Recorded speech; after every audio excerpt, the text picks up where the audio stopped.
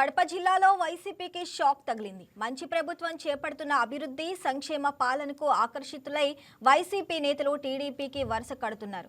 ఈ క్రమంలో కడప జిల్లా వేంపల్లి మండలం అమ్మగారిపల్లి గ్రామంలో పులివెందుల నియోజకవర్గ ఇన్ఛార్జ్ బీటెక్ రవి ఆధ్వర్యంలో అడ్వకేట్ వెన్నపూస ఈశ్వర్ రెడ్డి కుటుంబంతో పాటు పలు కుటుంబాలు టీడీపీలో చేరాయి. వీరికి బీటెక్ రవి కండువా కప్పి పార్టీలోకి ఆహ్వానించారు.